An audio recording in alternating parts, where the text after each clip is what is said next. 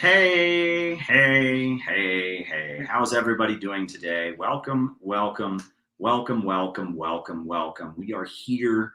We are in Mexico City.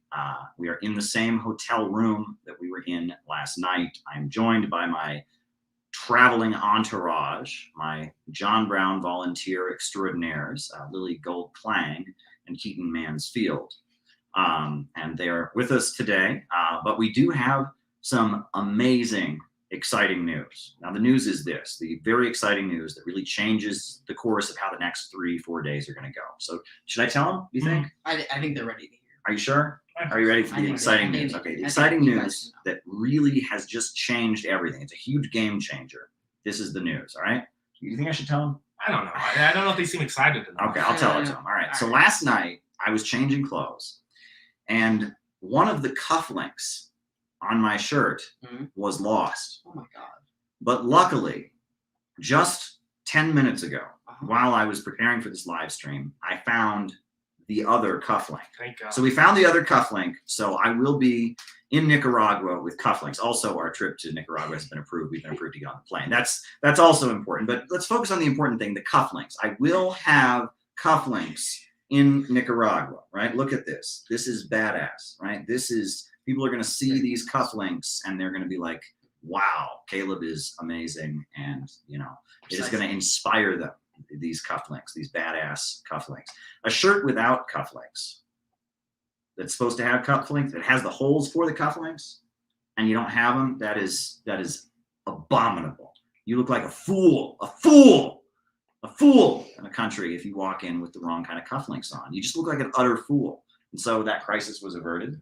We have the cufflinks, and our COVID tests were approved. And according to the email we got from a lovely, charming, amazing individual who works at Aero Mexico airline, it appears, it appears that we will be flying to Managua tomorrow morning. So wish us luck. Now, tonight Lily is writing down the super chat. So hit the like button, hit the subscribe button, hit the notifications bell. The format that we use, just like on all of our live streams, the format that we use is that we are, after all, we are going to give our opening remarks tonight. We're actually going to show you a video a little bit later because we can do that because we're StreamYarding it tonight. That's how we're doing it on here. We're StreamYarding it.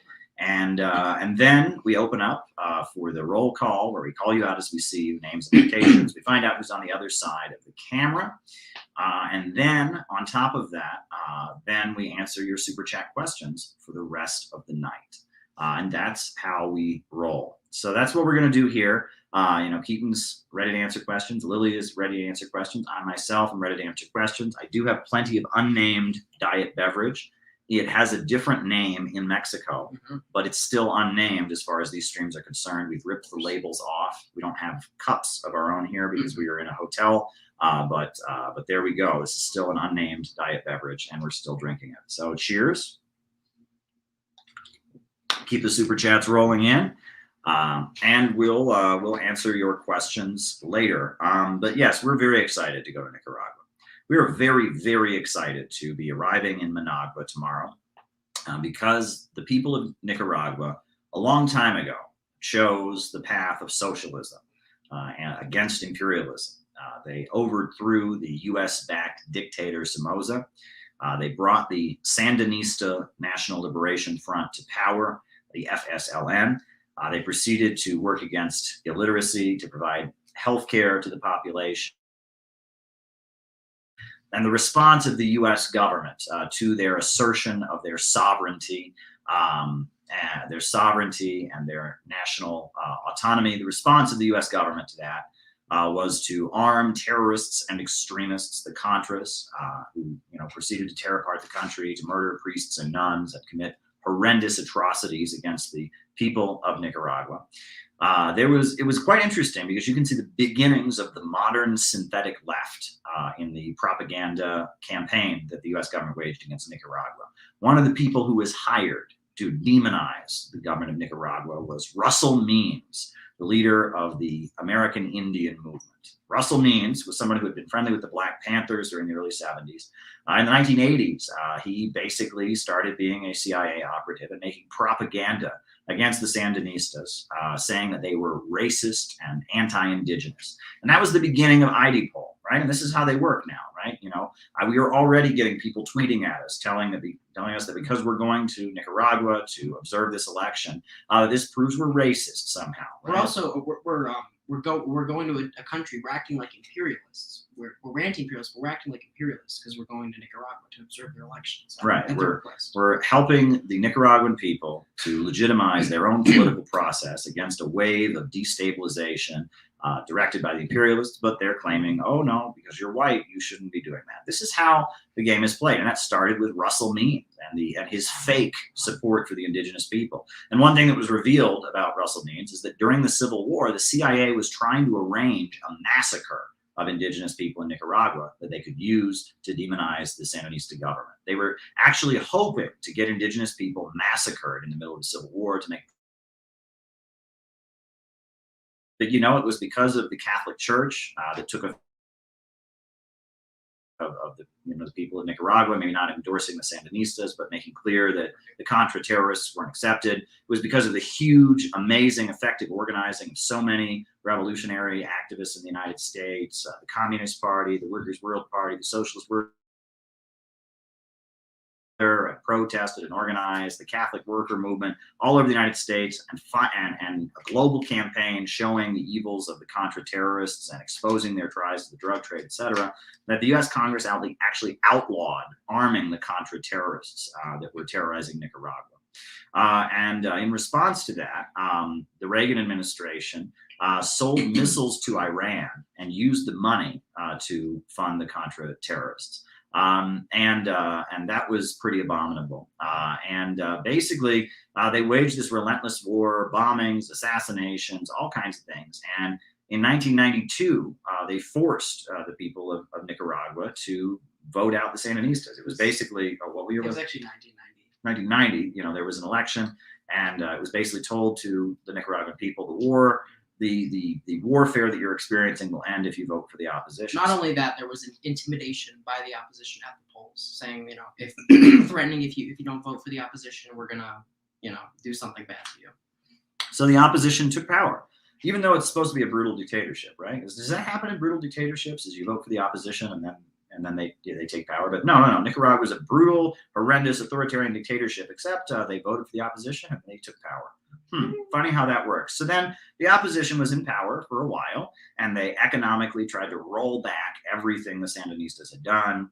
Poverty increased and all kinds of suffering happened. But then fast forward to 2006. In 2006, they had another election, and Daniel Ortega was reelected as the president of Nicaragua and has been moving Nicaragua towards socialism. And he has cut poverty in half.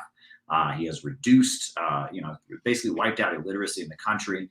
Provided housing and healthcare to so much of the population.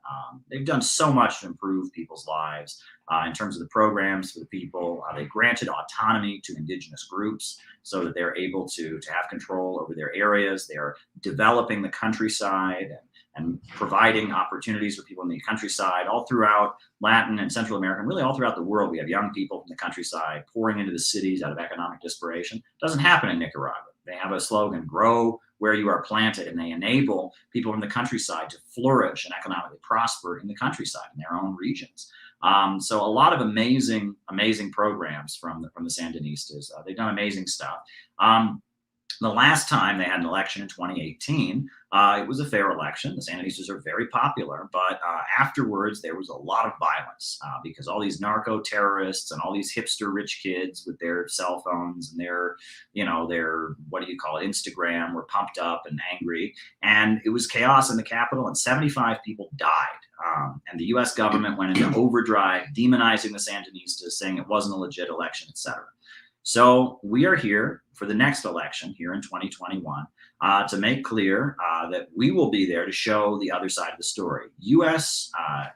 media will be U.S. media will be demonizing the Sandinistas, calling them fascist, etc.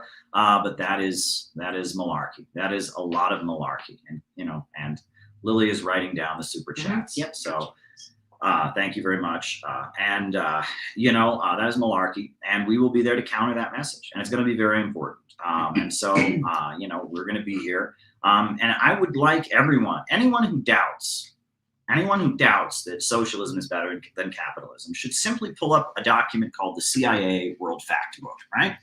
CIA, not big fans of communism by any means, but the CIA World Factbook, it has statistics on every country in the world. And in Central America, there are 3 countries that I think are worth comparing. One of them is Guatemala. Guatemala has had US-backed dictators and authoritarian regimes since 1953. The USA backed a brutal dictator there named Rios Montt. It's a free market government at this point, an open international system, free market, and compare the conditions in Guatemala to the conditions in Nicaragua. Or you can try Honduras. In 2009, Honduras elected a socialist leader, Manuel Zelaya, and the Hillary Clinton State Department and the Obama administration toppled Manuel Zelaya and put Micheletti, the military leader, into power. They've had a series of free market, US-backed regimes ever since. Honduras has the highest murder rate in the entire world at this point, mass poverty. Meanwhile, if you compare Guatemala and Honduras to Nicaragua, it is like night and day. Nicaragua is a socialist country, and the people are seeing their living standards go up. Crime is down by comparison. Living standards are rising. People are happy. People are optimistic about their future. Guatemala, free market, neoliberal capitalist regime, drug trade, drug gangs, terrorism, assassination. Honduras, free market, neoliberal regime, drug gangs, terrorism, assassinations, highest murder rate in the world. It's night and day. It's just obvious. They always say, oh, look, Venezuela's having problems. Socialism doesn't work. Compare these 3 countries right next to each other. Honduras, Guatemala, Nicaragua. Boom, boom, boom.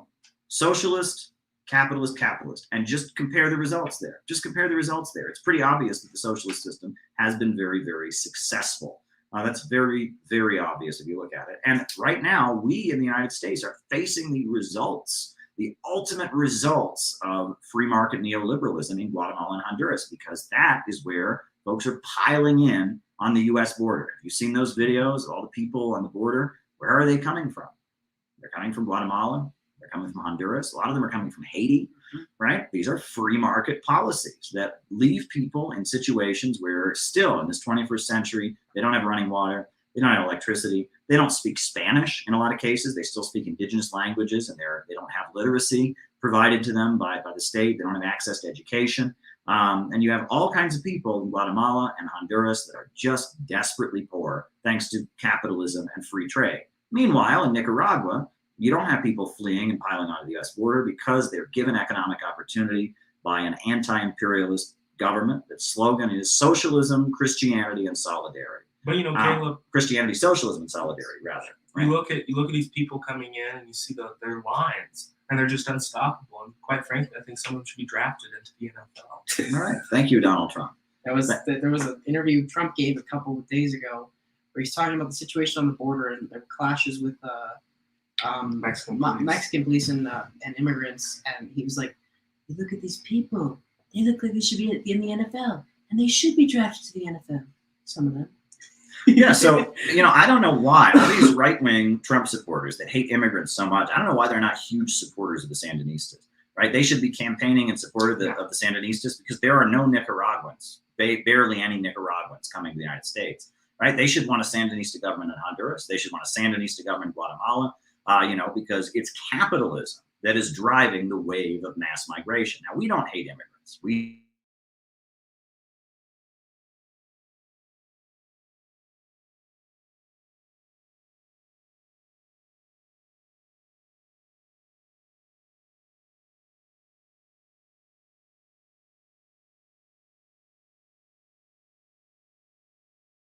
The wife. Connection problems. We're back. All right.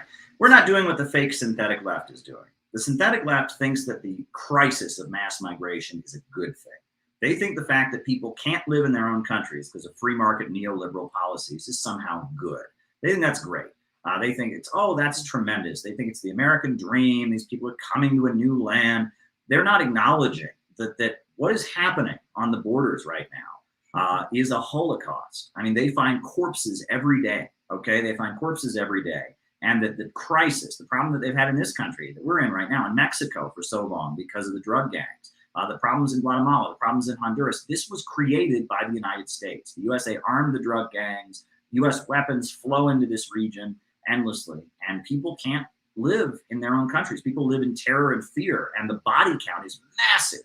The body count is massive, but these liberals don't want to talk about it. They just want to celebrate mass migration, and then you get the Trumpers that are like, "Oh, these people need to go back where they came from. Bunch of terrorist, drug, narco gang dealers. I think they're Muslims." And they're not thinking about it either. But really, this is the fallout of free market neoliberal policies. It's bad for Mexico, bad for Honduras, bad for Guatemala, and it's also bad for the United States and the people of the United States, the working class that is against free trade, that is against neoliberalism, it's against cutbacks, and the people of Latin America that are fighting for their national liberation against the IMF and the World Bank and the multinational corporations. We have the same enemy. We have a common destiny. That is our message here. The workers of the United States and their struggle to make life better in the United States, and the struggle of the people of Central and South America and their struggle to make life better is combined. That is our message. And Nicaragua has achieved national liberation with a socialist government. And that is why the imperialists are determined to crush it. That is why the imperialists are determined to not give their elections any legitimacy. That's why they are determined to do everything they can to stir up unrest in Nicaragua. And that's why we feel that we have a responsibility as international solidarity activists, as believers in socialism, as advocates and defenders of the American working class. We have a duty to go to Nicaragua and make that point. This trick that they do, where they try to discredit the elections of a country, they do it all over the world. They do it in Russia, right? With this Navalny crap and all of that. I've been to Russia. The people of Russia like Putin. People of Russia voted for Putin overwhelmingly, right? They do it in Venezuela. They do it in Cuba. They do it everywhere. They don't want to give legitimacy to anti-imperialist states. We're here to give the other side of the story and to counter it. And as far as we know, we have been cleared to get on the flight. Now, I always say don't count your chickens, before they hatch. You never know. We thought we were getting on the flight 2 days ago, but here we are. So don't count your chickens before they hatch. But as far as we have been told, we are cleared to get on the plane. So wish us the best, and we will be headed to Nicaragua tomorrow morning. And the next stream we'll be doing will be from Managua, we believe. Our good friends at the Convo Couch YouTube channel, go check them out if you're not familiar. They're already there. They are already there. Craig Pasta and Fiorella and Jonathan are already there, and we are on our way. Very exciting times. Good stuff is happening, we're doing it, and this needs to happen. So I guess before we move on to our next point, I was wondering if Lily and Keaten had anything they wanted to add, and then we're going to move on to our next point, and then we'll open up for super chats after the roll call. Go ahead. Lily, do you want to go first? Oh, I'm writing down this. Okay.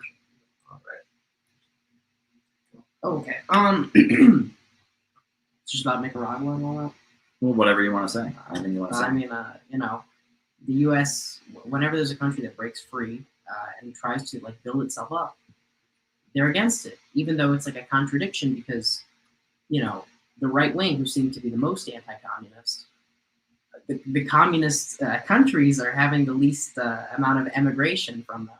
So it's kind of I don't know, they have to reconcile that. And then the liberals are also trying to destabilize it, but then it's good. I don't really have anything else to add. All right, go ahead. Keaten, what do you want to say? I don't know. I'm pretty tired of the right and left divide, of the idea that everybody who considers himself left is good and benevolent or whatever, and everybody who considers himself right is evil and reactionary. And also vice versa. People on the right think they're good. Yeah, it's the same vice versa. That's not how history works. That's most certainly not how society works.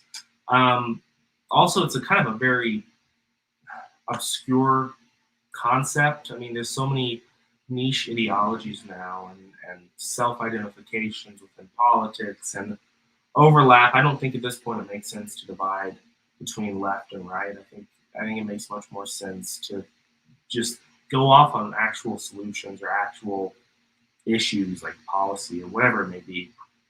And whoever's on board with that, I mean, if you voted for Trump, but you also support rebuilding the economies of Central and South America, then I mean, I think you're much better than someone who voted for Biden and doesn't support doing that. And I mean, the same vice versa. If you voted for Biden, but you support Fusion City, you know, it's better than someone who voted for Trump and doesn't. Like it's very, I don't know, it's useless. It's useless for us. It's not useless for those who promote it. I mean, it's just a way to divide people. But anyway, I think you should join the Center for Political Innovation. If you're listening to this and you've been on the edge, or you're not really familiar, or you're not sure if you should go through with it, maybe you've never joined a left-wing, a communist, socialist group before, this is the one to do it. This is the group to join. This is the group you join if you want to learn what Marxism is really about. This is the group that you join if you actually want to be successful. If this is more than just a counterculture, if this is more than just an FU mom kind of thing of like, oh, I'm going to rebel against my parents. I'm gonna go defend the bad guys or whatever. Then join us. I mean, you're serious about this? Okay, then get serious. Get serious about it. You know, put your money on the winning horse. And I mean, look, Center for Political Innovation's on the way to Nicaragua. It's real stuff. So I think that's. I've got something else to say. Go ahead. I guess I'd like to speak for a minute or two on this whole the whole rift in the left with the patriotism thing, and it really just exposes that so many people on the left, they don't want to win. They want leftism, they want communism, socialism, whatever, to be like this little subculture in American and Western society. They want to feel good about themselves. Oh, America's evil, and of course, America has done a lot of evil things, but there's also been a lot of great things, like the American Revolution, with its flaws, was an anti-colonial revolt against the British. The Civil War was an anti-slavery revolution against the slave aristocracy, and in another indirect way, also against the British. And if you really want to make your country better, if you really want to win people over to socialism, I mean, I think you have to be a patriot. What basis are you going to win the American people on saying, this country's all, screw this, damn it all to hell? I mean, what are you trying to get? It's virtue signaling, and it's, wanting to keep socialism a little subculture. Yeah, that's all I got. All right. Well, I think that's what we've got to say about why we're here. Fingers crossed, everything goes smoothly at the airport tomorrow. And, we've been cleared by the airline, we're told. We've been in touch with Nicaraguan officials. So hopefully everything goes well. We feel that this is a way of fighting imperialism and resisting empire and standing in solidarity with the leadership that the Nicaraguan people have chosen and fought for and given so many lives. Think about how many people died in the Civil War. Think of how many people. I mean, this is the leadership they've chosen. This is the path they've chosen, and it is our responsibility, to stand in solidarity with the people of Nicaragua and expose the propaganda campaign against them and try to delegitimize their election, etc. So that's what we're doing, and we're proud to be doing it. We're really proud to have been invited. We consider it a great honor that we've been invited to stand in solidarity with Nicaragua. We want to make a point of connecting the American working people who are suffering and showing them that the Nicaraguan Sandinistas are on their side. That's what we're here to do, and that's what revolutionaries should be doing, right? This is what they should be doing. Going after some celebrity on Twitter because they are supposedly racist or whatever. I don't know how much that helps. Beating up Trump supporters. Canceling your coworker for being a Trump supporter. Screaming on the internet because you don't like critical race theory. None of this is helping, right? None of this is helping, right? What is helping is real solidarity. Real solutions for real people. That's the Center for Political Innovation. The future of the working people of the United States is inevitably tied up with the future of the people of the world. And that is kind of our message. Now, speaking of which, now we have the video we want to show you. First, before we do that, if you have recommendations for dinner tonight, send us a super chat recommending what we should have for dinner, because we have no idea what we should order tonight. They've got a lovely restaurant at this hotel. But I have had at this point their what do you call it? Their enchiladas verde. I've had that twice now. I'm kind of sick of it. So I'm thinking tonight, I don't know what I'm going to do. right? I feel like it would just be not right to order a hamburger here. That would just be such an ugly American thing to do. Oh, Right.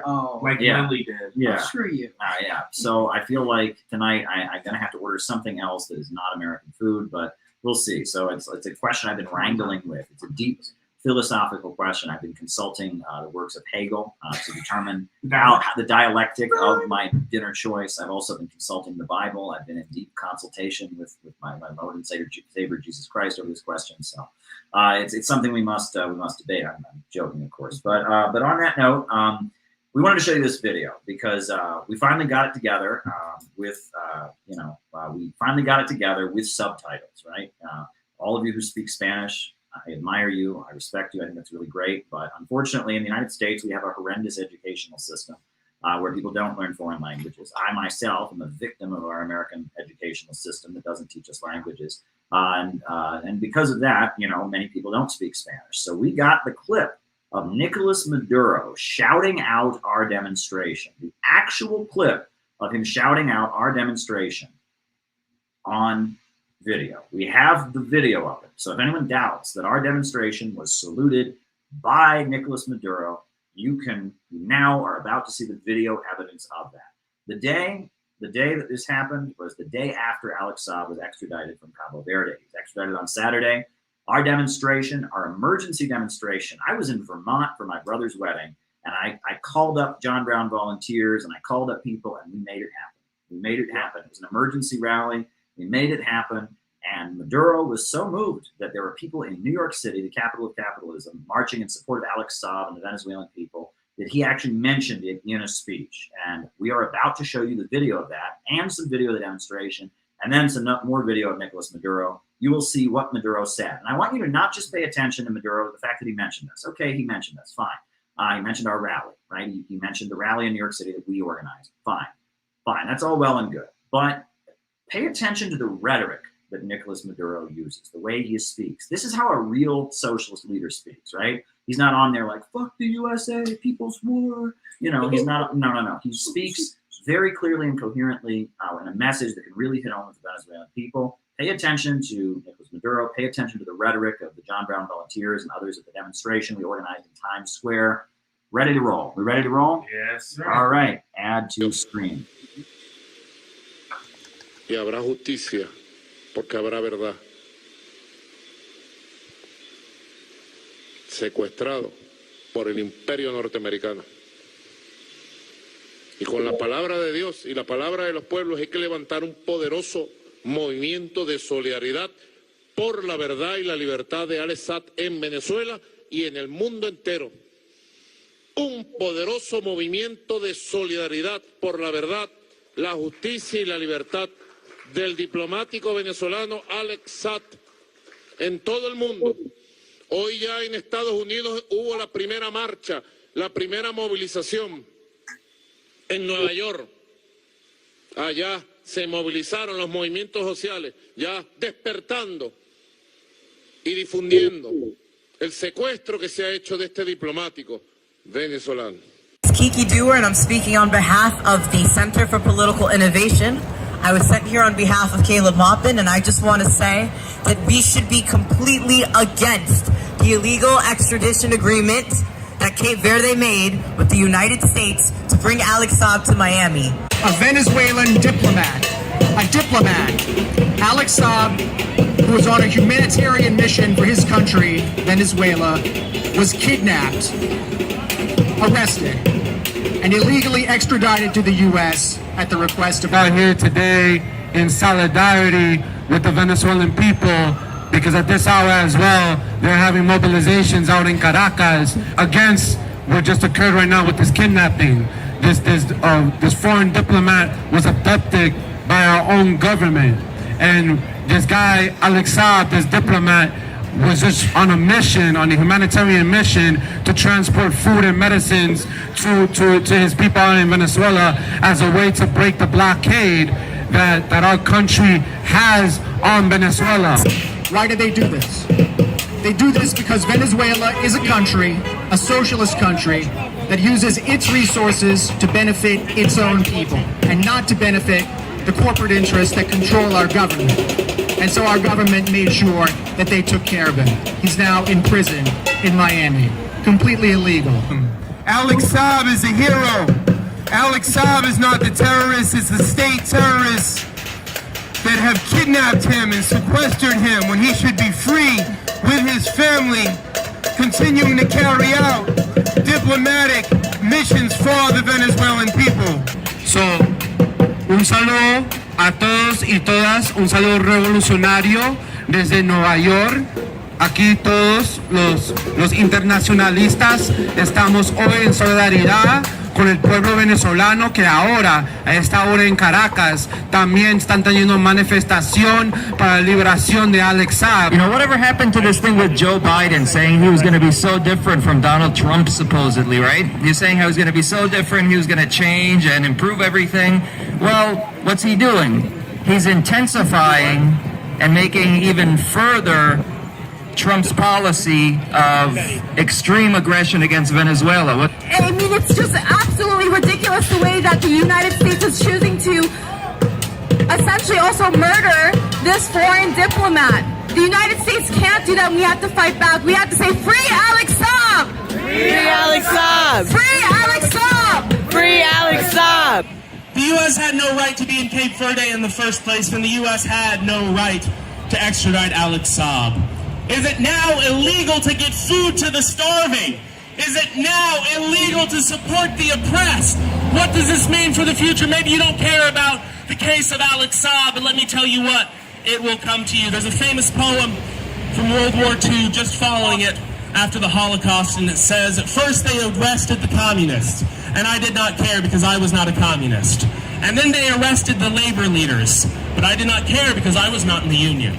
And then they arrested the Catholics, but I did not care, I was not Catholic. Then they arrested the Jews, and I did not care because I was not a Jew. And then they arrested me, and there was no one left to speak up for me. Venezuela will not fall. Venezuela will stand strong. Iran will stand strong. Cuba will stand strong. Nicaragua will stand strong. Viva Venezuela! Viva Venezuela! Viva Chavez! Viva Chavez! Viva Maduro! Viva Maduro! Free Alex Saab! Free Alex Saab! Free Alex Saab! Alex Saab, he was basically kidnapped. This is the second time, twice has been kidnapped by United States, just because he has been delivering food to Venezuelan people. Because he has been getting medication for Venezuelan people to be able to fight the COVID-19. Because he has been able, not only that, to get gasoline, because the entire oil industry has been destroyed by the criminal, unilateral, illegal sanctions that the United States has been implementing against the Venezuelan people. So we need to really show solidarity, not only because it's Venezuela, not only because a little more than 30 million people are suffering right now thanks to the sanctions that the United States has been imposing to the Venezuelan people. No, because there are 39 countries right now that are on the sanctions from the United States. Because Cuba is also on the sanctions. Nicaragua, they have a bunch of packets of sanctions to be implemented at the end of this year against people in Nicaragua. So we need to show our solidarity, to demand respect to the sovereignty of the countries around the globe, and to say, we don't want sanctions. Let's say that together.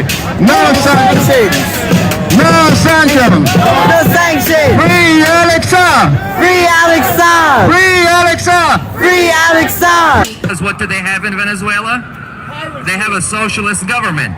As my friend Caleb Maupin often likes to say, we need a government of action to fight for working families. Well, in Venezuela, with President Maduro, they have a government that fights for working families. And that's what we need in this country. We need a socialist government that will fight for working families, just as Venezuela has. It's important for us to be in solidarity and to show the workers and the youth of Venezuela that they have comrades right here inside the empire. Hands off Venezuela! Hands off Venezuela! Hands off Venezuela! Hands off Venezuela! In this city, New York City, right? It's supposed to be one of the richest cities on the planet. We have people eating out of garbage cans. We have people living in tents. We have people sleeping on the subways. Why is that? We can afford to feed everybody. We can afford to support our own people, but we choose not to. Every single day, we have people going into medical debts for treatment that we know that we can afford to pay. But it makes more for the insurance companies not to help people. It makes more for the millionaires and billionaires that run this country to let people starve, to let people not get the medical care they need, to let people die. And the US will continue to let people die if it needs to. Alex Saab was trying to bring food and medical supplies to Venezuela. That is all he was doing. And yet the United States wants to claim that he is a criminal. The United States wants to claim that what he was doing was illegal. How? He was bringing food. You know what they're against? They're against somebody making them look bad because he's feeding people that are starving unlike them. We have millions of pounds of food that are thrown away in this country every year that could be going to people who are starving. And it's not.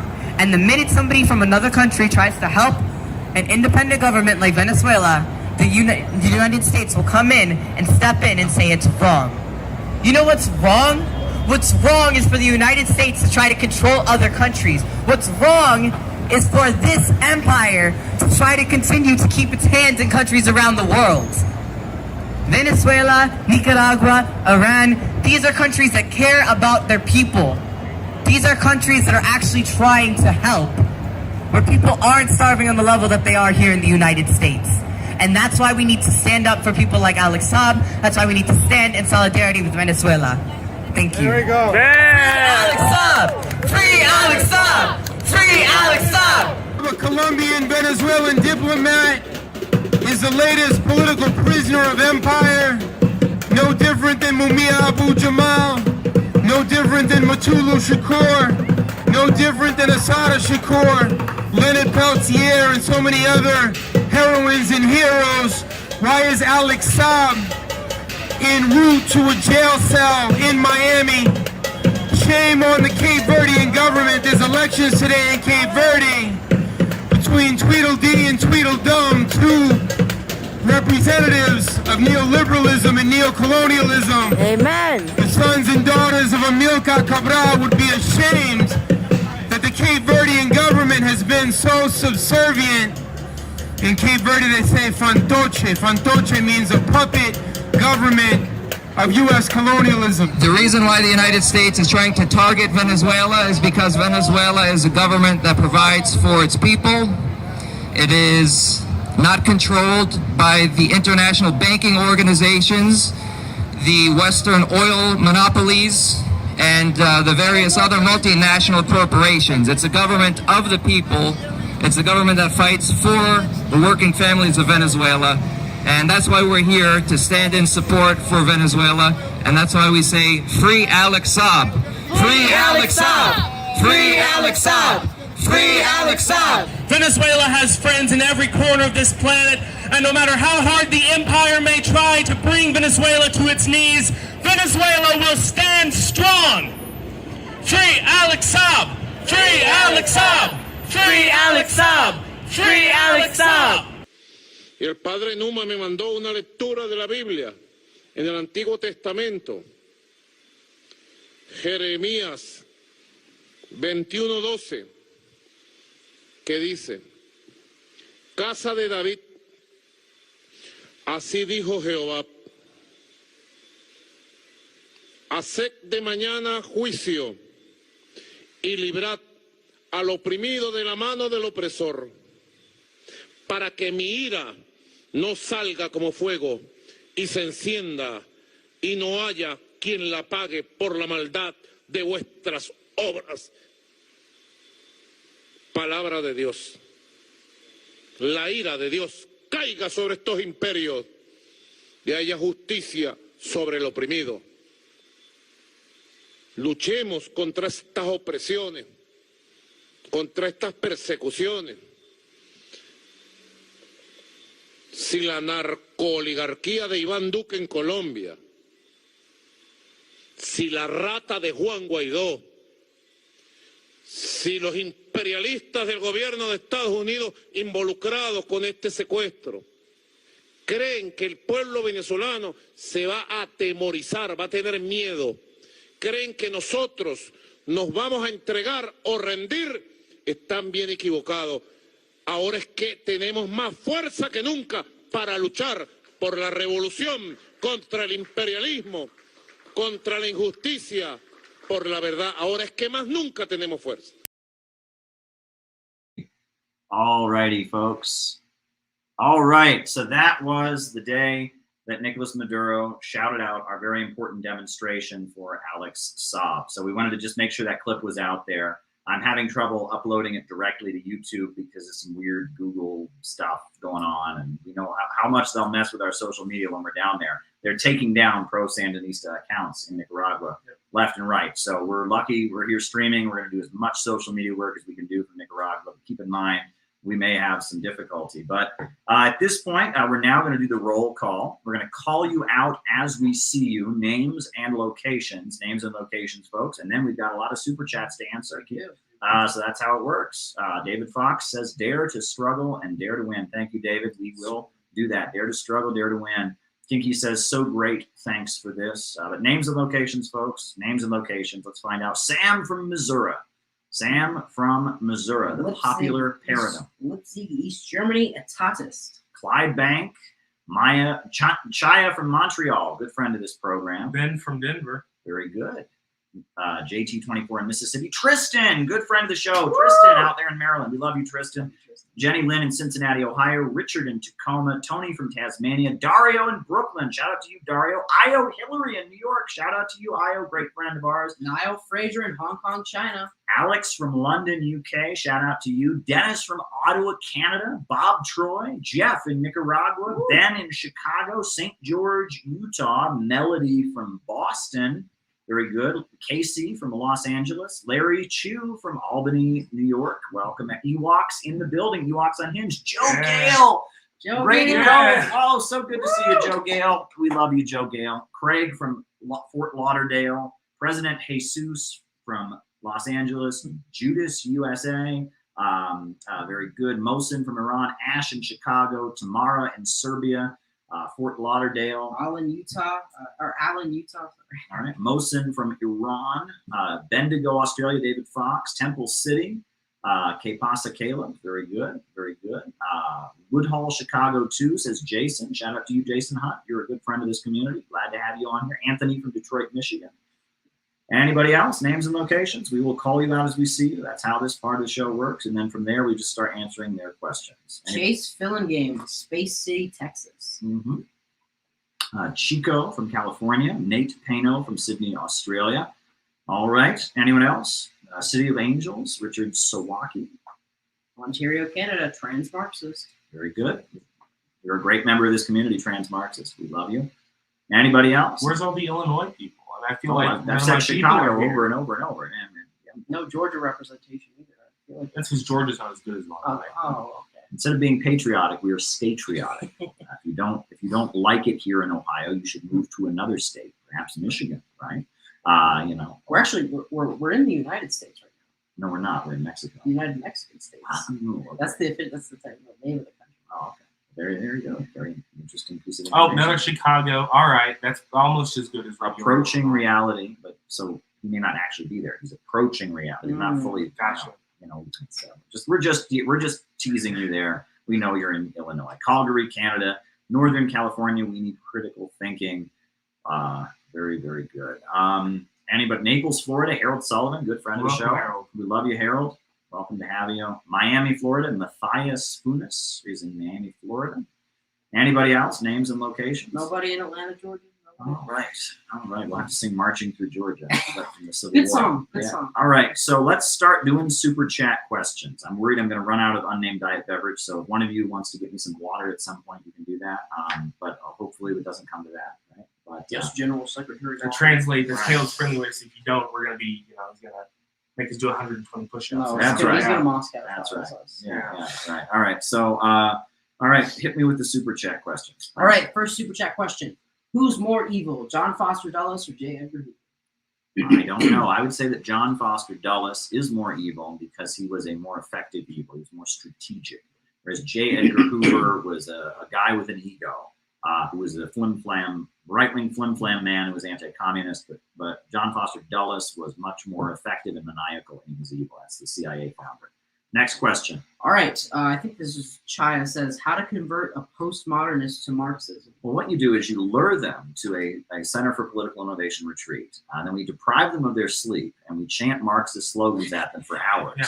And soon we ask them to cut off all their friends and family members. And eventually they abandon their postmodernist thoughts, and they become brainwashed by the Center for Political Innovation, and they obey us, and that's how you do it. No, I'm just kidding. No, but right? Hill, if that doesn't work, you got the old one too. You Oh, know? you just punch them. Okay.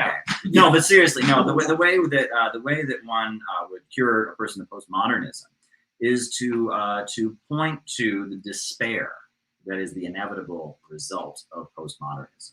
That human beings need to be progressive. Human beings are the tool-making creatures.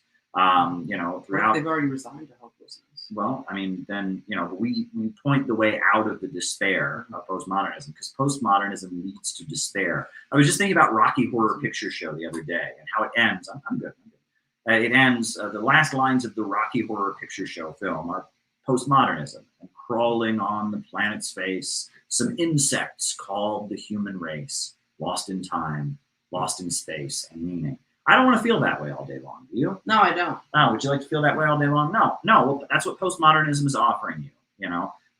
Whereas we are offering you a way forward. We are offering you ideology. We're going to tell you where you came from. We're going to tell you where you're going. We're going to tell you how to get there. Postmodernism says anyone who does that is a Stalinist, evil, authoritarian fascist and is trying to ruin your life, and that the only hope is through deconstruction, tearing things down. Well, that inevitably is going to lead to despair. But on the other hand, we offer an ideology. But what separates Marxism, this is a very important point. Marxism is different than all other ideologies, because all other ideologies project themselves onto all of the world, right? Every other ideology insists that it is universal. Mm-hmm. But Marxism recognizes that nothing is universal, that all that is solid melts into air, that A does not equal A. And we have an ideology that understands that the world is constantly in a state of change. And that makes our ideology something that is not a delusion of the present moment projecting itself onto the future and the past. Our ideology is a recognition of the constant change and the constant march of history and historical progress. So that makes our ideology superior to other ideologies. That yes, in many cases, ideologies are just things people invent to oppress people or to justify the current order. We don't argue with people on Twitter. Yeah, and our ideology does not serve that purpose. And point out how Marxism is separate from other ideologies that simply serve the status quo. Every other ideology acts as if, it's so disturbing. You watch science fiction movies, and they talk about capitalism in the future as if, this is the permanent, economic system. Or often you'll see historical movies, or even they'll teach you about history in school, as if, they were capitalists thousands of years ago. They were, no, there is a constant change. There's a constant change. And humans will constantly be reinventing themselves and reinventing the ways they interact with their environment to be more effective. Ants have been making their ant farms the same way since, thousands, millions of years. Humans, beavers have been building their beaver dams the same way for thousands of years. But in just a few thousand years, just about 8,000 years, human beings have gone from hunter-gatherers in the woods to space travel and iPhones and 3D printers. No other species does what we can do. And that's why the postmodernist argument that we're just another animal doesn't hold up, because no other animal is able to reinvent its relationship with its environment and change itself and change its relationship with the world so quickly. All other species, and Frederick Engels points this out, all other species merely use their environment, but mankind forces the environment to serve him. And that is the final distinction between human beings and other species. And that is a particularly special thing. And so when human beings, and that's the thing, so throughout the Middle Ages, we were taught that human beings had souls. We were taught, this kind of spiritual, the spiritual beliefs that were intended to uphold the authoritarian structures of the time. So Marx comes along in the age of science, and he says, I have scientific socialism, I reject that. And he really emphasizes the rejection of of all things spiritual. However, even Marx and Engels are forced to recognize that human beings are not like other animals. That human beings have a quality of inventiveness and creativity and reinventing the way they interact with their environment, forcing the environment to serve us, that is different than other species. So even Marx is forced to passively admit that we have a soul, right? He doesn't call it a soul. It's not, he doesn't think it goes to heaven when you die or anything like that. But even Engels is forced to admit that the consciousness and the creative power of mankind is unique. It is unique. And when religious people talk about human beings having a soul, that's what they mean. They mean that human beings have a creative power and an ability to be rational and reason that is beyond what animals have. And that is what defines the human condition. And that in itself is a rejection of postmodernism, which sees human beings as just another animal and sees ideology as just a smokescreen of oppression and favors deconstructing, deconstructing human relationships. So there you go. That's how I would cure postmodernists. That was a long answer, but it was a good answer, I think. All right, next question. This is very important. How do we all like our eggs? All three of us. I'm more of an over easy kind of guy. I like the gooey yellow stuff in the middle. Answer?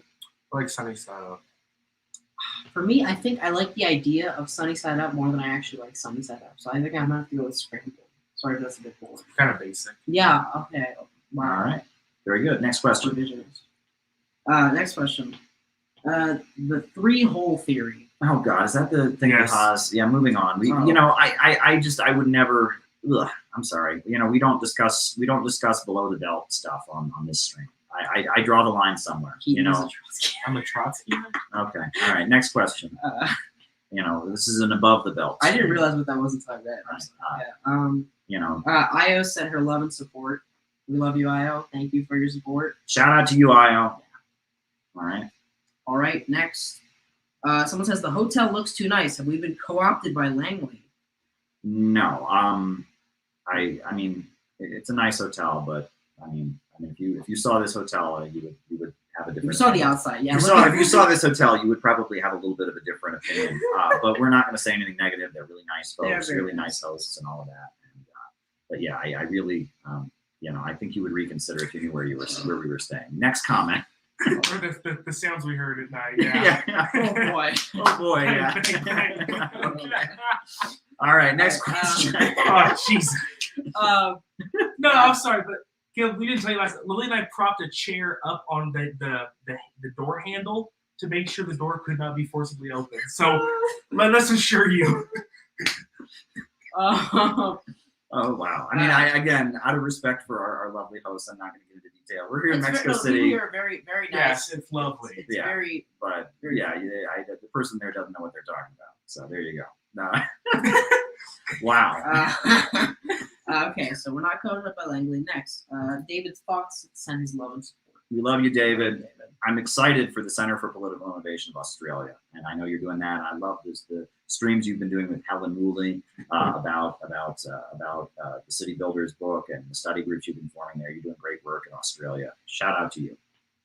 All right, so I'm not exactly sure what this question means. Someone said, the synthetic left our third campus to the first camp pipeline. Well, that's interesting. Okay, so is that talking about third camp Trotskyites? Yeah, basically that. Okay, so the idea is that when right. So first of all, Marxism understands the world in terms of the dialectic, right? The dialectic, meaning that there are two things that exist and they clash, and it's the clash between two things that advances history through the contradiction.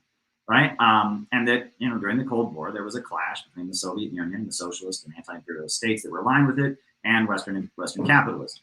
However, there emerged a trend among Trotskyites that said they were third camp. They were neither east nor west. They were neither for the socialist countries, and they were not for imperialism. They were for this third camp of the global working class movement. Blah blah blah. It wasn't either camp. And it comes out of World War II, so it's like we're not going to support the Allies or the Axis. We support the third. Yeah. It's like little yikes. Yeah, and it's this attempt to be above all, right? To be the great intellectuals standing above all and not taking a side, not taking a stand, criticizing everyone. Thank you, Kinky. Right. So you get people that are like, well, I'd always hear this, it's like, I think for myself. I watch CNN and Fox. It's like, I am so smart that no one, I take neither side. There's an active war going on and people are dying, but I take neither side because I am whatever. So Well, that's like the what, near But- Moscow or Washington. Right, but the CIA started funding these people. Irving Howe was the prominent third camp Trotskyite who eventually became the founder of DSA. And he started being featured in the New York Times and other things as a socialist critic of anti-imperialism. He wrote an article in the New York Times, accusing the protests by the New Left against Israel of being anti-Semitic. He wrote an article for the New York Times accusing the Weathermen and the anti-Vietnam War protesters of being too soft on the Stalinist regime in Vietnam, and that in the name of third camp, they were really serving the first camp, right? And that this is a deviation in our movement. You can say, "Oh, I'm above it," but eventually, when push comes to shove, you have to be on a side. And the third camp excuse is really you're in the first camp. You're on the side of the imperialism. Yeah, that makes a lot of sense. Actually. Right, and that it's easy to be neutral when you're not doing anything and you're just sitting there observing. But eventually, if you're building real forces, you're writing books that millions of people read. You're giving eventually you're taking a side. You're in effect taking a side, and that's how these things work. But it also shows that what you call your ideology does not, at the end of the day, really matter. Right, what you proclaim yourself to be doesn't always matter. Right? You can call yourself a socialist, but if you're aligning with the imperialists against all the socialist countries, what good does that do? Meanwhile, student of MLM. yeah, right. Meanwhile, if someone is, I don't believe in socialism, blah, blah, blah, but I'm supporting the anti-imperialist forces and I'm aligning with them, and, then, okay, I'll take it, and that really that what matters is what you are in practice, in material reality, not in what you claim your ideology to be. And that's something that we've seen throughout history.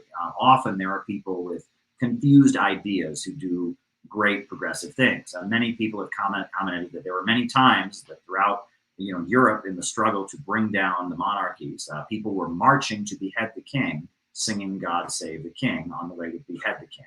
Right? The French Revolution, they had the March to Versailles. It was an important event in the French Revolution, where in Paris, all these poor, desperate people, the sans-culottes, right, the people without shoes, they marched to the Palace of Versailles, and they originally were marching there to beg the king to help them. It was a pro-king march, but by the time they got there, they dragged the king out of the Versailles Palace in chains, and they arrested him, right? And that even though it was, the Russian Revolution of 1905 was, it's the event that sparked it off was a religious march to beg the king to give them more food, to beg the Tsar to give them more food, led by Father Gapon, who was a police agent, who was an agent of the Tsar's secret police. It was a fake left, synthetic left gathering to beg the Tsar for more food. But then one thing led to another. The Bolsheviks maneuvered. They had a strike in solidarity with it, and that freaked the government out. And then the military opened fire on this peaceful demonstration, and that sparked off the 1905 revolution. So often the consciousness is not caught up with the material reality. That people will do things driven by material conditions, and then the ideology and their worldview will catch up in response to that. I've heard stories of. I always heard this from the communists that I worked with in Ohio. In Youngstown, a lot of steel workers lost their jobs and became unemployed, and they were forced, in order to get their government assistance, and they get their unemployment. They basically had to do slave labor for the city of Youngstown. They had to do they were basically doing free labor for the city of Youngstown. And so they got very angry, and so they were protesting against the city of Youngstown for forcing them to do forced labor, basically, to get their welfare check after they'd been laid off. Welfare to work. It was like a welfare to work program, and so they had a demonstration outside the mayor's office in Youngstown, Ohio, accusing him of communism. And they said the mayor is practicing communism. He's forcing us forced labor, right? It's forced labor, and that these communists went and helped their fellow workers organize this demonstration, down with communism, from the mayor of Youngstown, Ohio. And that sometimes, again, people can have confused ideology while they assert their rights, and you have to keep that in mind. That what matters is what you do in essence, not what you do in words, right? And that Trotskyites, there's a very good book critiquing Trotskyism, and it's called "Left in Form, Right in Essence." That Trotskyites sound left-wing and revolutionary, but in essence, they are serving imperialism. And the question is not the form it takes, but rather the essence. So I think that's the point. Next super chat question. All right. What is the best way to read Mao? Probably with your eyes. Pick the language that you speak and get a translation. And I'm just kidding. No, but the piece by Mao that I found the most inspiring was the talk on the question of philosophy, which is him kind of free. What do you call that? Freestyling. Freestyling. He's off script. He's off script, just talking to a group of university students off the top of his head about philosophy, about communism, about his family, about Chinese society. He's telling jokes. He's singing songs. And that's who Mao really was. That was Mao the populist, Mao the community organizer. There's a funny part from that speech. He tells the students, he says, go to the countryside, engage in the class struggle. And he says, if you catch a cold, so what? And then he says, if you're about to die, come back. Yeah. And it's like that's who Mao really was. That piece by Mao really kind of opened my eyes. But I would recommend reading some of the Mao stuff that is some of the classics, right? In our book that we put out, We Are City Builders, the Center for Political Innovation Educational Manual, we included the talk on the question of philosophy by Mao. And we also included the report on the peasant uprising in Hunan. And both of those essays are really important because it's Mao talking about being an organizer. It's Mao talking about how it is that you're able to mobilize people. What should be your approach to the masses of people? And the Hunan report is really when he's breaking with the kind of dogmatic Marxist view that it has to be the industrial workers. And that's when he realizes it's going to be the peasants that he's going to have to organize for the revolution. Yeah, and that is really one of his most important pieces. People like On Contradiction by Mao, which is an important philosophical thing. But also, the Little Red Book, is a pretty good piece of writing. And it's good because it's Mao's Twitter page. And the reason they put it together was because a lot of people were illiterate at the time of the revolution. There was not mass literacy in China, and that the quotes were intended to be memorized. And it was like your political orientation book when you became a People's Liberation Army soldier. Originally, the cover was blue, and it was Lin Biao who put it together. And eventually, they made it for mass consumption. They changed the color to be red. But the Little Red Book is great. It's got a lot in it. Read the section on patriotism and internationalism. Read that section. It talks about how a communist must be both a patriot and an internationalist. That's really good. Read the section on the mass line, where he talks about how the masses are the water and the revolutionaries are the fish. I believe you read his section on youth. He says, how should we judge a youth? Well, we should judge him in whether he embeds himself with the broad masses of people. That pretty good stuff. Women hold up half the sky. Women hold up half the sky. Got lots of good stuff. Yeah. I mean, the Little Red Book is pretty good. And there's a hit song from 1976. You're more than a number in my little red book. You're more than a one-night date. It has nothing to do with that song. Nothing to do with the Little Red Book. It's just a hip-hop song. No, I thought you were going to start breaking out. It's a R&B, I believe, right? I thought you were going to start breaking out to Tian Chang Tai Yang Hong Yang. I don't know. Phil, what's the... I was referring to Mao's quote about being the fish in the water, the band. Yes, right. Yeah, there was a Country Joe and the Fish. And it was a popular band. They're on the Woodstock album. They used to chant the F word at their rallies, but they were actually named for Stalin and Mao, because Stalin was Country Joe from Georgia, from the countryside. Georgia. Yeah, from the countryside. And Mao said the masses are the water, the revolutionaries are the fish. So Country Joe and the Fish Band. So there you go. But there you go. Next question. Oh, next question. So I said, thanks for being optimistic. And they said that you'd encouraged them to email you in the past. What is your email? Already responded. First name, last name at gmail.com. Caleb Maupin, all one word at gmail.com. Ever since I've been saying that on these lives, I've gotten a lot of interesting emails, but I just keep going, whatever, I can survive getting weird emails. It's not the end of the world. So there you go. Wait, hold on. Do we have a Kinky open for Country Joe? Wow. Congratulations, okay. Kinky. That's really awesome. That is really cool. He was a Southern in Georgia. He was born. Yeah, that's right. No, Liberals, the man. No, I think she means Country Joe McDonald. Not Stalin. Yeah, I mean the band, I'm assuming. Yeah. But no, it's referring. That's right, liberals. The man who defeated fascism was actually from the great state of Georgia. Was a Dixiecrat. All right. There you go. All right. Next question. Is there a risk of, after the elections, the Nicaragua embassy in D.C. being taken over by the exiles, just like in Venezuela? That would require the USA to cut off diplomatic relations with the Nicaraguan government. I don't know if it's going to be that bad. There are going to be more sanctions imposed on Nicaragua after the elections. That's going to happen probably. But I have not heard of them. I think Biden said, someone said in the chat, I think earlier, Biden said he's going to wait for the election results to see if he's going to sign the sanctions. So if the Sandinistas win by the majority of support of the people, then he's going to sanction. Yeah, right. How dare they elect a government that Washington doesn't approve of?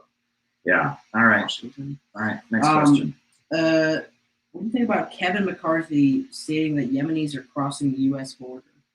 Well, Yemen's pretty far away from the United States, so, I mean, it's possible. I mean, I heard there were some reports of some terrorist or something. It was like a year ago, wasn't there? Some reports of something like that happening or something. But generally, the majority of migrants crossing the U.S. border are from Guatemala and Honduras, some from El Salvador. There have been some Haitians recently, but no, I haven't heard of any Yemenis, but it's possible. I wouldn't rule it out. I mean, Yemen is a war-torn country, is it not? I mean, the USA is backing Saudi Arabia, unloading the fourth largest military budget, cruise missiles, weapons on the people of Yemen. They continue to fight for their national liberation, not surrender. So there you go. Yeah. I mean, many Yemenis. I have been among Yemeni refugees. When I was in Djibouti, we were trying to deliver humanitarian aid to Yemen. And we were not able to dock our ship because the Saudis bombed the port we were going to arrive in. This was in 2015, in May of 2015. And then we went to Djibouti. And in Djibouti, I was trying to get my approval to enter the country. I had to get a visa basically at this port to get out of the port. And in the port, there was thousands of Yemenis that had somehow gotten on a boat and crossed over into Djibouti because they were trying to get out of their country because it was being torn apart by war. And I was among Yemeni refugees. So I mean, it's not funny. I mean, oh, you'd like me to comment, but yeah, but I mean, I was among Yemeni refugees, and I saw them firsthand. I mean, these are people fleeing for their lives from what the U.S. government, in its alliance with the barbaric Saudi autocracy, has unloaded on the people of Yemen. And so, yeah, the fact that Yemenis might flee their country and some of them might end up on the U.S. border, that's not surprising. So I mean, we met some people in the Yemeni diaspora, great people at the Yemen rally over the summer. Oh, really? Great, excellent, very good. All right, next question. All right, David Fox says nachos. What do you call somebody else's cheese? It's nacho cheese. That is the oldest joke in the Dad. world. All right, Yeah. Dad. Okay.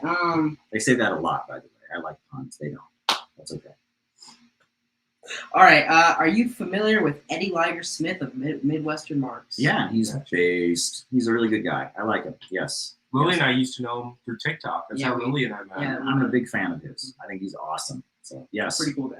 Yes, I am. All right. Well, he applied for the U.S. Olympics for wrestling. So there'd be a U.S. Congress in the Olympics. And I hope come next round of the Olympics, Eddie gets to be the communist wrestling rep. All right. Very good. All right. Can you go talk about the legacy of Eugene Debs? Well, Eugene Debs was a railroad worker union organizer who led a very important railroad workers strike before the turn of the 20th century. While he was in prison, he became a full-on Marxist, reading Karl Marx's works in prison. When he got out of prison, he launched the Socialist Party. He was first around the Socialist Labor Party of Daniel de Leon. The Socialist Labor Party, the SLP, was the first major Marxist party in the United States. There were some other smaller groups. It was the first one to have a mass following, but it was largely considered to be an ultra-leftist group. Daniel de Leon, he basically said he didn't believe in unions because socialism was the answer, not unions. He had some pretty ultra-leftist views. At the time, there was a mass movement in the United States against the trusts, against the big monopolies. And Daniel de Leon said, no, we like trusts because it'll be easier to nationalize after the revolution. And he took some ultra-leftist positions. That said, he still made a contribution. Daniel de Leon was a great leader of the workers' movement. But he made some mistakes, and he was a little bit of an ultra-leftist, and it was kind of a cult of personality around Daniel de Leon. And they kind of isolated themselves from the masses of people. They were, this very ideological sect around Daniel de Leon. So first, Eugene Debs was with de Leon. He realized that they were not really having influence over the broad masses. So for a while, he had the Social Democratic Committee, I believe it was called, the Social Democratic Party, and then it became the Socialist Party of America. And the Socialist Party of America was very broad. It had hundreds of thousands of members. In 1912, I believe they got over 900,000 votes in the U.S. election. I believe he was in prison. Well, he was in prison later, but in the 1912 election was the height of their influence, where they got 900,000 votes, almost 1 million votes in the election, where the U.S. ruling class formed a third party, the Bull Moose Party, was formed basically to take votes away from them, which is like a fake socialist party led by Teddy Roosevelt. That was like a pro-imperialist and racist party that would take votes away. Like antitrust. Yeah, it was like an antitrust party to take votes away from them. And Eugene Debs had this red train car, and he went from city to city giving speeches about socialism. And he was an amazing person. And I think, we need another Eugene Debs now. Wouldn't it be great if there was someone going from town to town, from city to city, giving socialist speeches? And, Yeah. Wouldn't that be if you- great, if Caleb? you- yeah. If there was somebody who did that? Yeah. And if you want to learn about Eugene Debs, as a fun fact, Bernie Sanders in the 1970s, he and I guess 2 friends, or maybe he called them comrades back then, they put together a little picture slideshow documentary about Eugene Debs. I would definitely recommend it. I learned a lot about him from that. Yeah, and Eugene Debs was an amazing figure. And he ultimately went to prison for giving an anti-war speech in Canton, Ohio. He was thrown in prison for giving that speech. And that speech itself is a beautiful piece of writing.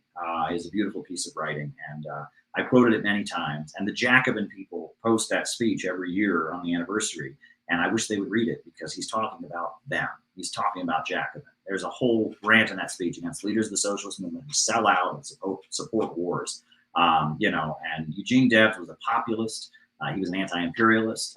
He was a great leader of the working class. And when the Russian Revolution happened, he was sympathetic to it. He said, "I am a Bolshevik." He declared himself to be a Bolshevik. Right. Now, when he was in prison, he didn't have access to everybody. And, when he was in prison later, he made some anti-Bolshevik statements, but the only people visiting him, the only people giving him information were people in the Socialist Party's leadership, whatever. And when he got out of prison, he was so badly damaged by being in prison. He was so badly treated in prison that he basically went into a mental hospital after being in prison and died several years later. And what the U.S. government did to Eugene Debs was utterly horrendous. It was utterly horrendous what was done to Eugene Debs. And it shows they don't really believe in free speech, right? They wouldn't have treated him that way if they really did believe in free speech. But he was a great hero of the working class. And largely, William Z. Foster modeled himself on Eugene Debs. And a lot of people don't realize that. But, William Z. Foster, in the early 30s, they basically tried to make Foster the new Debs. That was largely, the model that the CPUSA had for the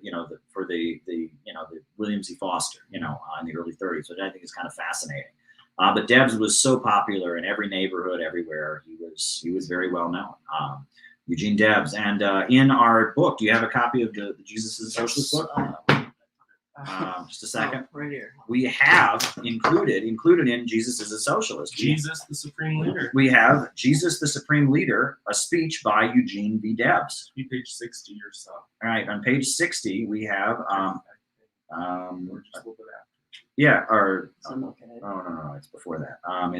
Here we go. We have, on page 42 of our new book, we have Jesus, the Supreme Leader by Eugene Debs, his speech about Christianity and what it means.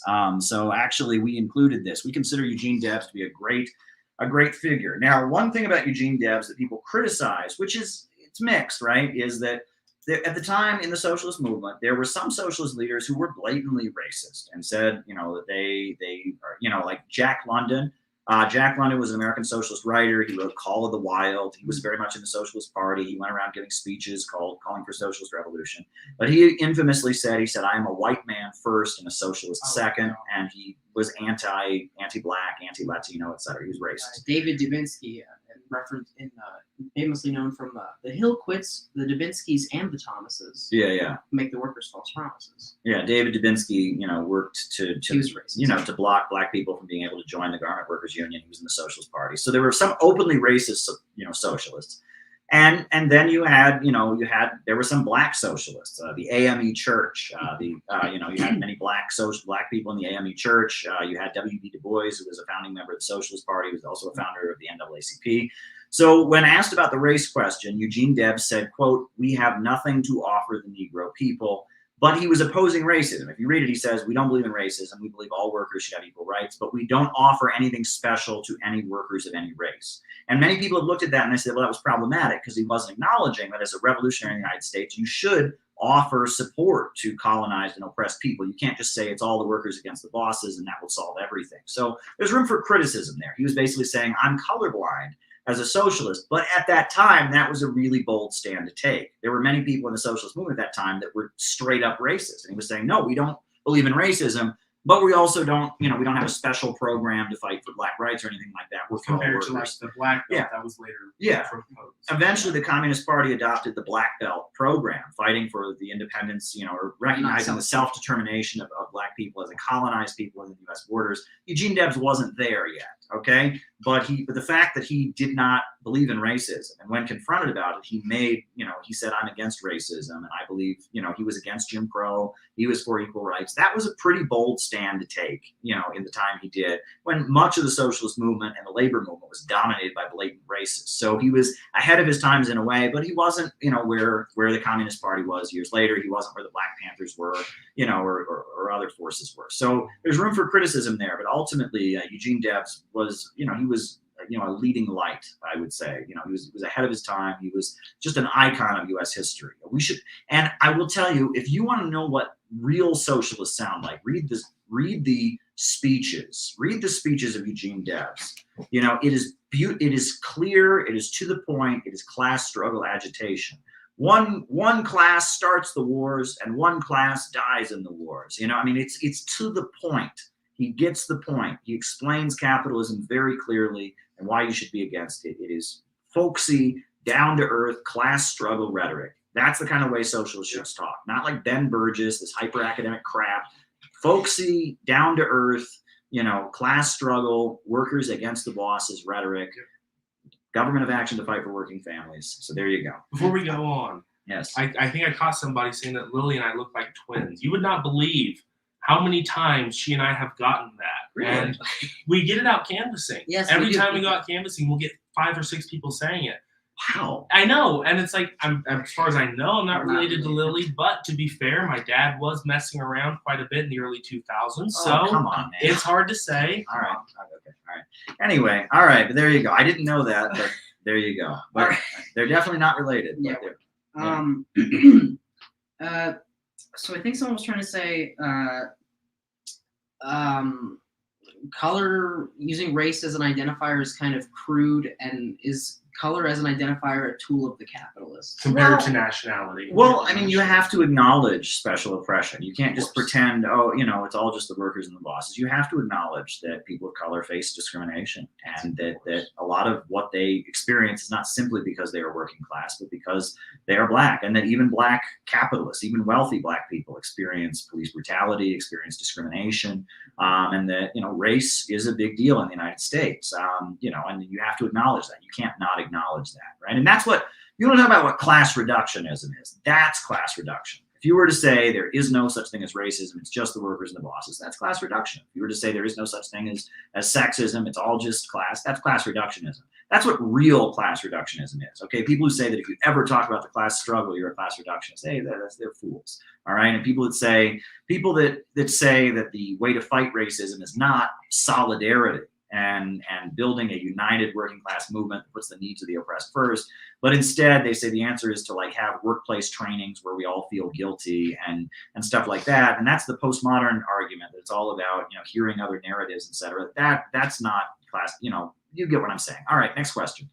All right. I think Shia says, is it worse to be a communist and not a Marxist, or is it worse to be a Marxist in method and not a communist? Care if I take that one? Because I've been thinking about it. Go ahead. I think the answer is it's definitely worse to just be a Marxist and not be a communist. And it's better to be a communist and not a Marxist. And the reason is that there are, for example, Islam. There's the Islamic socialist movement that is not Marxist, and it comes from a religious aspect, and it comes from something not primarily built on class struggle, but built on religious or moral convictions. And the same thing applies to Christian socialism, and it goes down the line. And so Marxism really is a tool primarily for being able to analyze the world and the economic system. And communism is, the way we understand it, at least with the socialist nations, is kind of the implementation and the general idea of economic planning and societal progress. Right, because if you're just a Marxist, not a communist, I mean, Yeah, you're there's not so much pro-imperialist Marxism all over the place. Yeah. Because if you just take what Marx said, you can come to the conclusion that imperialism is progressive, which is not. Yeah. All right. Cool. Anything else that people want us to talk about? Anything else? Anything else? Anything else? Anything else? If not, we will go have dinner, and then I'll pop a couple NyQuils and pass out because we gotta be out of here by 5 to check into our flight at 6 and then get on the plane. This guy, he doesn't like melatonin because it makes him sleepy the next day. Yeah, for some NyQuil reason- is fine. Melatonin. Whenever I take melatonin, I'm just like the next day I'm like, ugh, you know what I mean? It's just awful. But not NyQuil? NyQuil, boom, Sorry. I go straight to sleep, wake up. I feel, it works just fine. NyQuil, but they have this ZZ Quill. Have you heard of this? Yeah. It's NyQuil because you shouldn't take NyQuil that much, right? Because of unless you're feeling like really sick or whatever, unless your nose is running or whatever, you shouldn't take NyQuil because it can be bad for your liver. So ZZ Quill, if NyQuil is what puts you to sleep, they take ZZ Quill. It's like NyQuil, but without the stuff that might be bad for the stomach. Kinky says she had two super chats. two- Did you send them in the comments? Well, yeah. What were these 2 super chats? We did not see them. Well, yeah, we don't want to miss Kinky's comments. Kinky's a beloved member of this community. Absolutely. What did we miss? What did we miss? I can't go back that far. Wow. Okay. Yeah. There you go. All right. We sparked a debate about melatonin in the chat. Yeah, our community is very divided about melatonin versus NyQuil. This is gonna be a big. This is the important stuff, along with the cufflinks, right? All right. So there you go. Nicaragua, forget about it. No, Yeah, right. NyQuil versus. There you go. All right.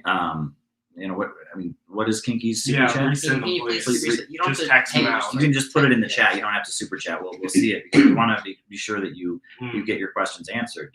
We really value you as a member of this community. I got to meet Kinky, by the way, at our California conference. That was pretty neat out there in Santa Barbara. Got to about McCarthy's comments, and we talked about the Yemenis. We talked about that quite a bit. And what was the other one? McCarthy's comments. Yeah, that was Kevin McCarthy about the Yemenis. We talked about that quite a bit. So what was the other one? What was the other one then? We answered the Kevin McCarthy one quite a bit. Someone says another one. Oh, we have another super chat? Yeah. Oh, Was NATO stable? at this point, I would argue that NATO is unstable. The fact that the European Union no longer has Britain as a member of it, the fact that the United States is so determined to escalate with China at this point, and it appears, look, the AUKUS deal. Let's just talk about the AUKUS deal. Thank you for the super chat, Severio. Yes, we do appreciate the Thank you super so chat. much. Much appreciated. The AUKUS deal, right? So the AUKUS deal, what happened is Australia and the United Kingdom and the U.S., they signed this defense pact, and the result of it was hurting, was canceling a deal that was made with who was it? With France to sell Australia some submarines. And France was mad that they lost their deal. That's not what it's really all about. The anger from France about the AUKUS deal, when it really gets down to it, it's about the fact that France is not as anti-China as the United States and Britain are. Right? Australia, the United States, and Britain are in an anti-China frenzy. And France is an imperialist country. I mean, I'm sure they're not like huge fans of the Chinese government, but they're not all in for this insane drive. And that was a hint that NATO could be coming apart. Another hint that we saw was Germany. And when Germany, got threatened by the United States, the USA did everything it could to kill the Nord Stream 2 pipeline.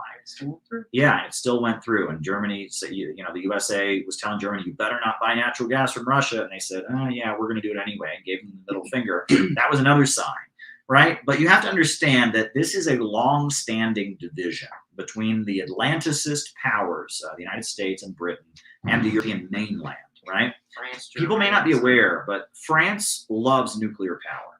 They love nuclear power. Why? Why does France love nuclear power so much? They love it because oil, which is a major competitor to nuclear power, oil is largely under the domination of the British and American big four super major oil companies. That's why.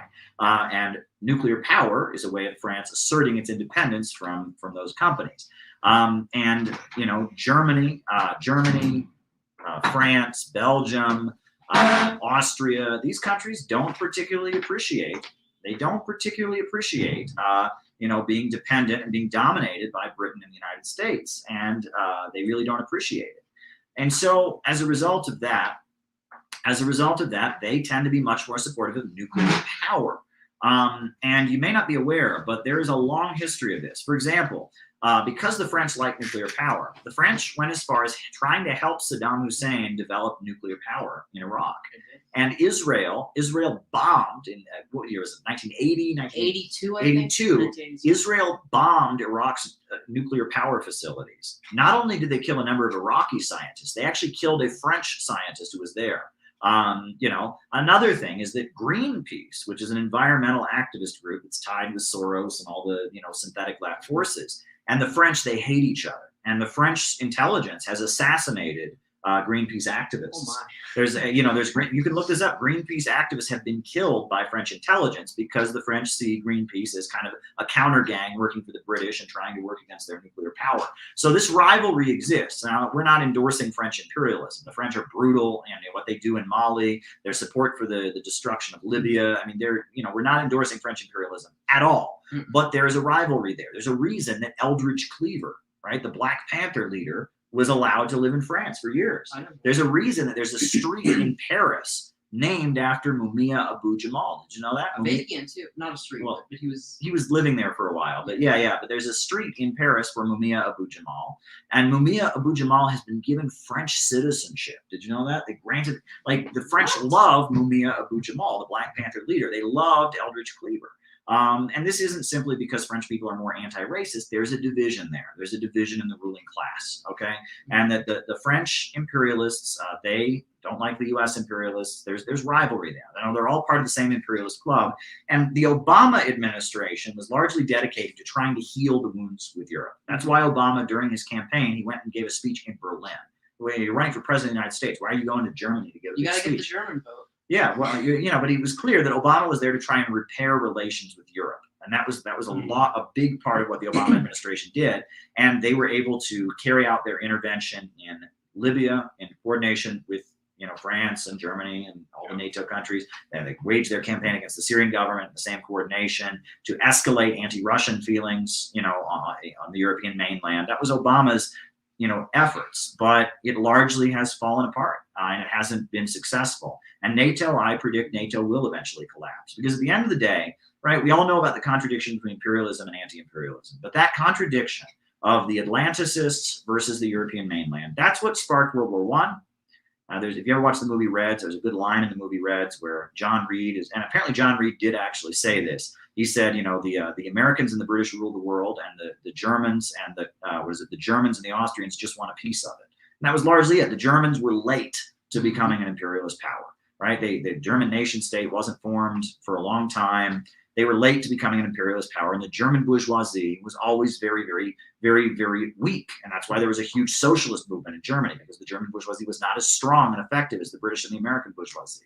The Germans were never really a full member of the imperialist club. They were Social Democrats became kind of like an essential part of the German Empire and German imperialism. Right. They needed social democracy to, you know, and that's why they had a national healthcare system in Germany, for example. First country ever. Right? Yeah. And that, you know, that Germany was very much, it was a weak imperial power. So World War I was a clash where the Germans, you know, faced off with the British and the Americans. And the Germans had their colonies. They had chunks of China they controlled. They had African colonies, etc. But not as much as the British. Not as much. And they faced off, and then they were stripped of their colonies after World War I. And then during World War II, you know, they basically, the German industrialists picked the Nazis to be their Bonapartist figures, and then they tried to re-seize their colonies. And again, you know, after that, they were crushed and stripped of their colonies. The Germans have never really been full members of the imperialist club, and that resentment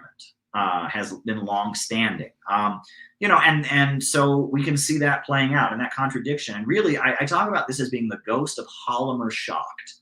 Hjalmar Schacht was Hitler's banker, and Hjalmar Schacht was a German banker, a German imperialist, a German financier capitalist, who realized his thesis was basically that if Germany was going to be a strong imperialist power, it had to face off and fight against the British and the Americans. That was his belief. And even, you know, he was key in bringing Hitler to power. He was the economist of the Nazi regime. But then eventually the Nazis put him in a concentration camp because he was basically arguing that their economic policies were ineffective, and he was arguing that World War II would be a disaster, and he was trying to stop them from going to World War II. Just before World War II. Yeah, and so they put him in a concentration camp then, After World War II, he was tried at Nuremberg and he was acquitted. And then he immediately became an economist again. And for the rest of his life, he was going around to German companies and German corporations and telling them to be less involved with the Americans and just try and do business with the Soviets, and with, because basically he was saying that his thesis throughout his entire life was that it is better for the Germans to do business with other countries around the world and to cut their relationship with the Americans and the British. Something I found amusing is in the American pro-Soviet propaganda film Mission to Moscow from World War II, Davies, the ambassador, he goes around in Germany, he's trying to convince them to disarm before he goes to Russia. And he meets with Oliver Schacht, and they portray him like he's so innocent, like he's being used. And he's like, and I think he calls Ribbentrop, the foreign minister, and he's like, oh, disarmament, and then he's like, disarmament, and he's like, yeah. And then he hangs up the phone. We have Kinky asked about the second question. Okay. Was about would the same thing happen to the Nicaraguan embassies of Venezuela? Well, I think we answered. And we that answered one. that one as Yeah. well. Yes, we answered that one as well. Yes. So there we go. But yeah, I mean, as far as NATO and all of that, I mean, I argue that the ghost of Oliver Schacht is very much alive, and that this is the contradiction that underlies, the inter-imperialist rivalries, and that at the end of the day, France, Germany, Italy, Belgium, these countries are not anywhere near as anti-China and anti-Russia as the United States is. Doesn't mean they're good. No, it doesn't mean they're good. They're imperialist countries, and they commit atrocities. They're big supporters of, but that's a division, and that division that may come. And it was a big mistake in the lead up to World War I. Karl Kautsky, who was the leading, Karl Kautsky, the leader of German social democracy, he wrote a book on imperialism called Ultra Imperialism, and he argued that the imperialist countries were all unified. They were all unified, and they were all on the same page. And then World War I happened. Oops, and it was Lenin who, in his book Imperialism, the Highest Stage of Capitalism, he wrote this big polemic against Karl Kautsky and his theory of ultra-imperialism. He said, no, the imperialist countries are not all unified. There are contradictions among them. And when capitalism enters an economic crisis, those contradictions become apparent. And that's what we're going to see, right? It might look like, the Germans, the Americans, the French, the British, they're all on the same team. But when push comes to shove, just like there are divisions within the ruling class at home, the capitalists at home fight with each other, the imperialists will fight with each other, right? They don't all have the same interest. I argue that what's different is that in the lead up to World War I, the divisions among the capitalist imperialist powers of the world were very much state, the national borders divided them. The American capitalists were on this side, the British capitalists were on this side, the French capitalists were on this side. I argue that now many of the capitalists in the United States have different interests from each other, and that there are alliances. The new right of Europe, right, that's big. The new right, of Europe is very much, it's a multinational formation. Nigel Farage, Donald Trump, the AfD in Germany, and it's a faction among the imperialists, but it's multinational. It's not loyal to one specific state, right? Meanwhile, the Eastern establishment, right, the Joe Biden, Kamala Harris, Hillary Clinton State Department, that grouping, it has its supporters in Britain, it has its supporters in France, and that there are multinational alliances within the imperialist camp. That it is not like the British imperialists are on one side, the American. There's not a particular national loyalty on the part of the bourgeoisie. And that most of these factions among the bourgeoisie have a cosmopolitan character. And you can see that, but that doesn't mean that Nigel Farage is really anti-imperialist. He's very, very imperialist. Trump was very imperialist, but there are divisions among them, and those divisions don't necessarily take a national character as they once did. Marine Le Pen as well. Yeah, Marine Le Pen, very important. So there you go. What was that last super chat? Last super chat was, is Nicaragua divided, and is it the USA's doing? If it is. Well, we'll comment on that after we're there. I mean, we haven't gotten it. We will know. We will see it firsthand on the streets of Nicaragua. But right now, I mean, it would be not right for us to comment on that right now because we're not there yet. And if everything goes well at the airport tomorrow morning, we'll be streaming from Nicaragua and we can give you an answer. But yeah, I think that's the main thing. Anything else people would like to ask before we go? Anything else? Anything else? We should play the Jeopardy theme song.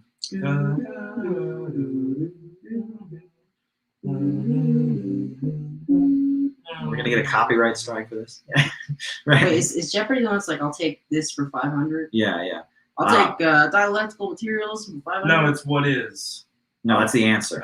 It's the Yeah, when you're asking your questions, it's the category. yeah, the category. I'll take this for 500, and then you answer by saying what you. They give you answers, and you ask the question. Right?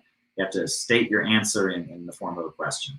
So, all right, folks. Well, it looks like no one has another question. So, on that note, we are going to conclude this live stream the way we end all our live streams. I almost called you Kinky, right? But there you go. Lily knows the words. Keaten does not know the words, so I will say them in coordination. Ever since, what is it?